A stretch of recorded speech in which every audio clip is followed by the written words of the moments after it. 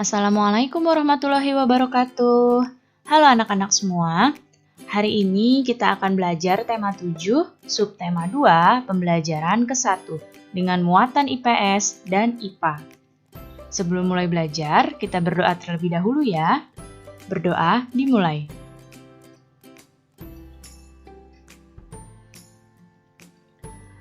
Berdoa selesai. Baik anak-anak, sudah siap untuk belajar hari ini? Kalau sudah siap, mari kita mulai belajarnya. Sebagaimana kalian tahu, bangsa Indonesia pernah mengalami masa penjajahan yang cukup lama. Selama masa penjajahan, bangsa Indonesia mengalami banyak sekali penderitaan. Oleh karena itu, bangsa Indonesia semangat untuk melepaskan diri dari penjajah. Namun, usaha untuk memperoleh kemerdekaan ternyata tidaklah mudah. Berbagai rintangan harus dilalui oleh bangsa Indonesia demi mendapatkan kemerdekaan. Ketika mempersiapkan kemerdekaan, terdapat beberapa peristiwa penting. Nah, berikut ini adalah peristiwa penting yang terjadi saat persiapan proklamasi.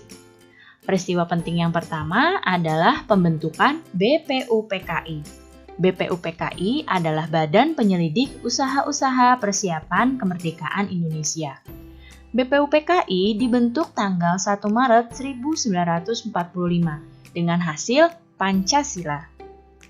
Kemudian, peristiwa penting yang kedua adalah pembentukan PPKI. PPKI adalah Panitia Persiapan Kemerdekaan Indonesia.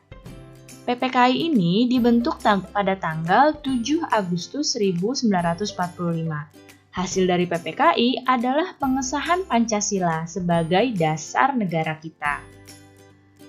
Kemudian, peristiwa penting berikutnya adalah peristiwa Rengas Dengklok. Nah, peristiwa Rengas Dengklok ini terjadi karena golongan muda mendesak untuk segera melaksanakan proklamasi. Seperti apa ya peristiwa Rengas Dengklok? Berikut ini adalah kronologi atau urutan peristiwa Rengas Dengklok. Pada tanggal 14 Agustus 1945, Sultan Syahrir mendengar berita kekalahan Jepang dari radio. Kemudian, pada tanggal 15 Agustus 1945, golongan muda mendesak Soekarno untuk segera memerdekakan Indonesia. Kemudian, pada tanggal 16 Agustus 1945, Soekarno dan Muhammad Hatta diculik ke Rengas Dengklok. Oleh siapa? Oleh para golongan muda. Tujuannya agar mereka tidak terpengaruh oleh Jepang. Pada tanggal 16 Agustus sore, Soekarno dan Muhammad Hatta akhirnya setuju untuk memerdekakan Indonesia dan mereka pun kembali ke Jakarta. Pada tanggal 16 Agustus 1945, di malam harinya, Soekarno mengumpulkan anggota PPKI di rumah Laksamana Maeda. Nah, kemudian kita akan masuk ke peristiwa proklamasi. Dini hari setelah naskah proklamasi dirumuskan oleh Soekarno, Muhammad Hatta, dan Ahmad Subarjo, kemudian naskah proklamasi tersebut disetujui oleh seluruh peserta rapat. Setelah disetujui oleh seluruh peserta rapat, naskah proklamasi diketik oleh Sayuti Melik. Setelah diketik, lalu persiapan berikutnya adalah Ibu Fatmawati menjahit bendera merah putih. Dan pembacaan proklamasi pun dilaksanakan tanggal 17 Agustus 1945 pada pukul 10 pagi di Jalan Pegangsaan Timur nomor 56. Berikut ini adalah teks proklamasi. Nah, yang ini adalah teks proklamasi coretan tangan dari Bung Karno.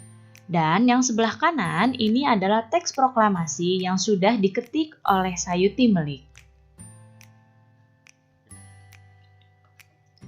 Nah, ini adalah gambaran peristiwa ketika dibacakan naskah proklamasi. Ketika itu, naskah proklamasi dibacakan pukul 10 pagi. Nah, Kira-kira bagaimana ya suhu udara ketika pukul 10 pagi? Sekarang kita akan memasuki muatan IPA. Suhu udara yang biasa kita rasakan dipengaruhi oleh intensitas sinar matahari.